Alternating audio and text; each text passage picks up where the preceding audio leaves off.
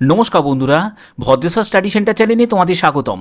তোমাদের জন্য একটা দারুণ সুখবর, জিডিএস নিয়োগ 2024-এর যারা যারা 50%-এর মতো নাম্বার পেয়েছো, যারা 60%-এর মতো নাম্বার পেয়েছো, যারা 70%-এর মতো নাম্বার পেয়েছো, প্রত্যেক ক্যান্ডিডেটের সিলেকশন কিন্তু হয়েছে এবং তার জন্য একদম লাইভ প্রুফ তোমাদের এই ভিডিওর মাধ্যমে দেখাবো এবং কোন কোন ডিভিশনে কম নাম্বারেও সিলেকশন হয়েছে এবং তোমরা যারা যারা আবেদন করে ফেলেছো, এখন যারা আবেদন করোনি তারা প্রত্যেকে কিন্তু এই ভিডিওটা দেখো, একদম সম্পূর্ণ তোমরা লাইভ প্রুফ এখানে জানতে পারবে। এটা কিন্তু প্রত্যেক ক্যান্ডিডেটদের, যাদের যাদের নাম্বার কম আছে, যাদের যাদের মাধ্যমিকে নাম্বার কম আছে, তারা কিন্তু প্রত্যেকে এই সব জায়গায় এই সব ডিভিশনে কম নাম্বারেও সিলেকশন পাবে।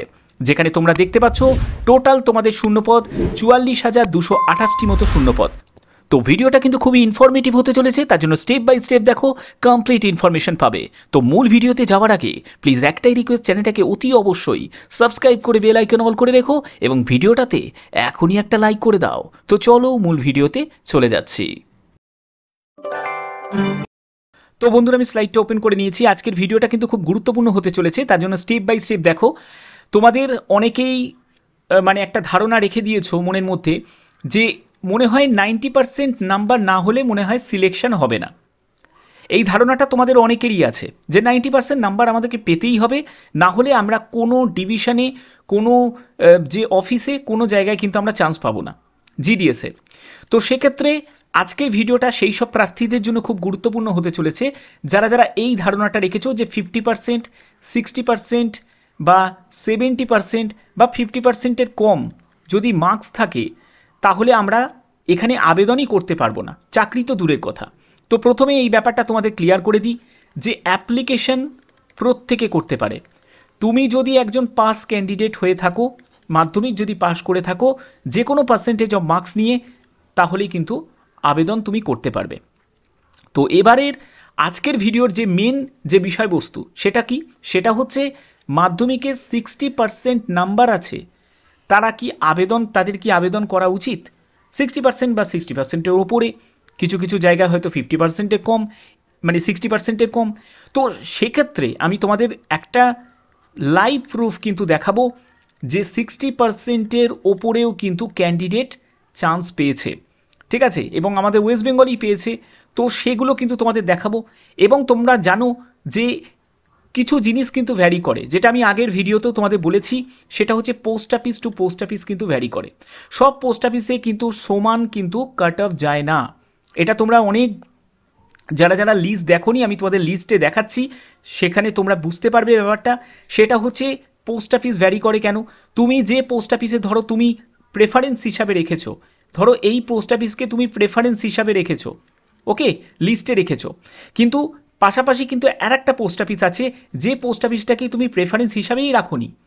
তাহলে কি হলো, এখানে ধরো তুমি আবেদন করেছো এবং তোমার থেকে ভালো মেরিটোরিয়াস যে স্টুডেন্ট আছে, তারা প্রচুর ভালো ভালো নাম্বার পাওয়া স্টুডেন্ট যারা 96%, ঠিক আছে, তারপরে হচ্ছে 89%, এরকম নাম্বারের পার্সেন্টেজের ছেলেরা কিন্তু আবেদন করেছে। আর তোমার নাম্বার কত? তোমার নাম্বার ধরো 77%। আমি এক্সাম্পল বলছি, আমাদের এই যে পোস্ট অফিসটা, যে পোস্ট অফিসটা তুমি প্রেফারেন্স হিসাবে রাখোই নি, সেই পোস্ট অফিসে কাট অফ গেছিল 70%। অর্থাৎ এখানে কিন্তু তোমার চান্স কিন্তু হয়েই যেতে পারতো। অর্থাৎ এখানে যে 71%-এর যে ক্যান্ডিডেট যে আবেদন করবে, বা 70%-এর যে ক্যান্ডিডেট আবেদন করবে যাদের মার্কস আছে, তারা কিন্তু এই চাকরিটা পেয়ে যাবে। তোমার কিন্তু সেই চাকরিটা হলো না, কারণ তুমি এখানে প্রেফারেন্সই সাজাওনি। তো এটা কিন্তু ভ্যারি করে, এটা আমি তোমাদের ক্লিয়ার করলাম। তার পরবর্তী যে পিডিএফে যখন যাব তখন তোমাদের এই ব্যাপারটা ক্লিয়ার হয়ে যাবে যে কেন আমি এটা তোমাদের এক্সাম্পল হিসাবে এটা দেখালাম।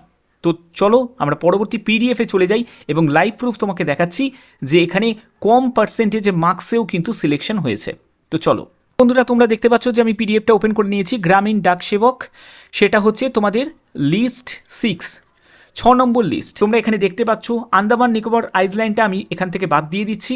আমি আসানসোল ডিভিশন থেকে শুরু করছি। তোমরা আসানসোল ডিভিশনে দেখো, যদি ইউআর ক্যান্ডিডেট দেখো 94%-এর সিলেকশন পেয়ে গেছে। যদি আমি বাঁকুড়া ডিভিশনের দিকে যাই, তোমরা দেখতে পাবে এখানে ইউআর ক্যান্ডিডেট 96%-এর সিলেকশন পেয়ে গেছে, এসসি ক্যান্ডিডেট 94%-এর সিলেকশন পেয়ে গেছে। তারপরে দেখো ব্যারাকপুর ডিভিশনের দিকে চলে গেলাম।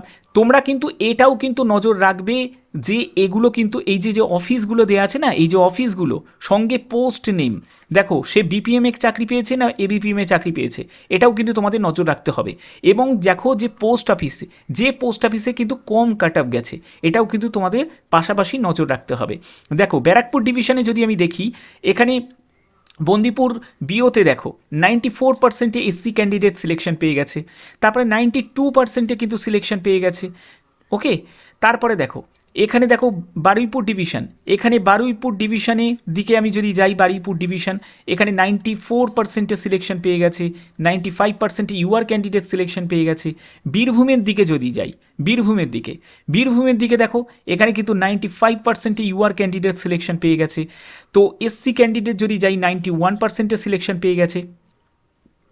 এবার হচ্ছে আমি যদি হুগলি ডিভিশনের দিকে যাই, তো হুগলি ডিভিশনে দেখো 93% ইউআর ক্যান্ডিডেট সিলেকশন পেয়ে গেছে।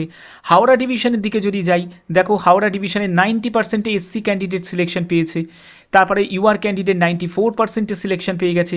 কলকাতা ইস্টের দিকে যদি যাই, দেখো 93% ওবিসি ক্যান্ডিডেট সিলেকশন পেয়ে গেছে। তারপরে হচ্ছে কলকাতা নর্থ ডিভিশনের দিকে যদি যাই, দেখো এখানে 91% কিন্তু ওবিসি ক্যান্ডিডেট সিলেকশন পেয়েছে, এসসি ক্যান্ডিডেট 92% সিলেকশন পেয়ে গেছে। তারপরে দেখো কলকাতা আরএমএস এখানে কিন্তু 93% সিলেকশন পেয়েছে। মালদা ডিভিশনের দিকে যদি যাই 95% এসসি ক্যান্ডিডেট সিলেকশন পেয়েছে। মেদিনীপুর ডিভিশনে দেখো, মেদিনীপুর ডিভিশনে এই দুটো আছে, মেদিনীপুর ডিভিশনে এখানে 96% ইউআর ক্যান্ডিডেট সিলেকশন পেয়ে গেছে, ইউআর ক্যান্ডিডেট। মুর্শিদাবাদে দেখো, মুর্শিদাবাদে যদি যাই, মুর্শিদাবাদের দিকে কিন্তু তোমরা একটু লিস্টটা একটু বড় দেখতে পাবে, যেখানে ইউআর ক্যান্ডিডেট 96% সিলেকশন পেয়েছে, ইডাব্লিউএস ক্যান্ডিডেট 89% সিলেকশন পেয়েছে। ওকে, তারপরে এসসি ক্যান্ডিডেট হচ্ছে 93% সিলেকশন পেয়েছে। তো তারপরে দেখো 87% পিডাব্লিউবিডি ক্যান্ডিডেট কিন্তু সিলেকশন পেয়েছে মুর্শিদাবাদ ডিভিশনে। তারপরে দেখো মুর্শিদাবাদ ডিভিশনে পিডাব্লিউবিডি ক্যান্ডিডেট 77% কিন্তু সিলেকশন পেয়ে গেছে। তারপরে দেখো নদিয়া নর্থের দিকে যদি যাই, সেখানে এসসি ক্যান্ডিডেট 93.57% সিলেকশন পেয়ে গেছে। ওকে, তারপরে দেখো সিকিম ডিভিশনের দিকে যদি যাও, সিকিমের দিকে সেখানে কিন্তু সব 95% কিন্তু সব সিলেকশন পেয়েছে, মানে ওবিসি ইউআর তারপরে হচ্ছে তোমার ইডাব্লিউএস সব কিন্তু 95% কিন্তু সিলেকশন পেয়ে গেছে। তারপরে যদি আমি সাউথ ক্যালকাটার দিকে যাই, সাউথ ক্যালকাটার দিকে যদি যাই, তোমরা এখানে দেখতে পাচ্ছ 92% সিলেকশন পেয়েছে। 84% কিন্তু ইডাব্লিউএস ক্যান্ডিডেট কিন্তু সাউথ ক্যালকাটার মতো জায়গায় কিন্তু সিলেকশন পেয়ে গেছে। ঠিক আছে, তমলুকের দিকে দেখো 90% ইডাব্লিউএস ক্যান্ডিডেট সিলেকশন পেয়ে গেছে। তো এগুলো কিন্তু অনেকটা কিন্তু ভ্যারি করে। ওকে, তো সেই অনুযায়ী কিন্তু পুরো ব্যাপারটা কিন্তু হয়। তারপরে দেখো আমি যদি বারাসাত ডিভিশনে আমি একটা জিনিস স্কিপ করে গেছি, সেটা পিডাব্লিউবিডি ক্যান্ডিডেট, সেটা হচ্ছে 62.25% কিন্তু সিলেকশন পেয়েছে। তো এগুলো দেখো সম্পূর্ণ কিন্তু বিভিন্ন ক্যাটাগরি, আমি তোমাদের বলেছি শুধুমাত্র একটা জিনিস কিন্তু ফ্যাক্টর করে না, ক্যাটাগরি কিন্তু ফ্যাক্টর করে। তুমি কোন ক্যাটাগরি থেকে বিলং করছো, তুমি এসসি থেকে বিলং করছো না এসটি থেকে না পিডাব্লিউবিডি, কোন ক্যান্ডিডেট তুমি বিলং করছো, সেই ক্যাটাগরিটা কিন্তু অনেকটাই কিন্তু কাট অফের ওপর এফেক্ট করে। অর্থাৎ যারা যারা ভাবছো যে আমরা আবেদনই করব না, আমি সেই ব্যাপারটা তোমাদের বলছি, প্রত্যেকে কিন্তু অ্যাপ্লাই করো। কারণ এই অ্যাপ্লাই করলে কি হবে, তোমাদের যে পরপর যে লিস্টগুলো প্রকাশিত হবে, ঠিক আছে, এখন কতগুলো লিস্ট প্রকাশিত হবে সেটা তো বোঝা যাচ্ছে না, কিন্তু যতগুলো লিস্টই প্রকাশিত হোক না কেন, কোনো না কোনো লিস্টে যাদের মোটামুটি নাম্বার আছে তারা কিন্তু একটা চান্স পাওয়ার সুযোগ কিন্তু তোমাদের থাকবে। তো ওকে, তো এইগুলো কিন্তু তোমাদের মাথায় রাখতে হবে। কারণ অনেকেই কিন্তু এতগুলো ডিভি কেন প্রকাশিত হচ্ছে, কারণ অনেকেই কিন্তু এত কম স্যালারি কিন্তু কাজ করতে চায় না, এবং তারা অনেকেই জানে যে বিপিএম বা এবিপিএম এইসব যে জিডিএসের যে পোস্টগুলো থাকে তারা কিন্তু অনেকটাই কিন্তু প্রেশারের মধ্যে তারা থাকে, কারণ স্বাভাবিক ব্যাপার, তাদের লো পোস্টে রাখছে, তাদের ওপর তো একটা প্রেশার তো ক্রিয়েট করবেই। তো সেগুলো কিন্তু অনেকেই কিন্তু মাথার মধ্যে তাদের কাজ করে, তার জন্য অনেকে আবেদন তো করে, কিন্তু কাজ কিন্তু খুব কম ক্যান্ডিডেটরাই কিন্তু করে। তো সেক্ষেত্রে আমি বলবো প্রত্যেকে কিন্তু আবেদন করো। অনেকেই আমি শুনছি যে তোমরা বলছো যে স্যার এখানে তো 90% ছাড়া তো সিলেকশনই হবে না, তো এখানে ফালতু আমি আবেদন করব না। কেন আবেদন করবে না? আবেদন প্রত্যেকে করা উচিত, ঠিক আছে? এমনিতেই তো তোমাদের আবেদন মূল্য লাগছে না, এসসি এসটি তারপরে তোমার ফিমেল ক্যান্ডিডেটদের, পিডাব্লিউবিডি ক্যান্ডিডেটদের কোনো রকম আবেদন মূল্য লাগছে না। তো এত সুযোগ যদি থাকে তাহলে কেন আবেদন করবে না? নিশ্চয়ই আবেদন করো, প্রত্যেকে আবেদন করো। তো আশা করি তোমাদের ভিডিওটা ভালো লেগেছে। যদি ভিডিওটা ভালো লাগে, ইনফরমেটিভ লাগে, অতি অবশ্যই ভিডিওটাতে একটি লাইক করবে, চ্যানেলটাকে সাবস্ক্রাইব করে বেল আইকন অল করে রাখবে। তো এখনের মতো এইটুকুই, টাটা।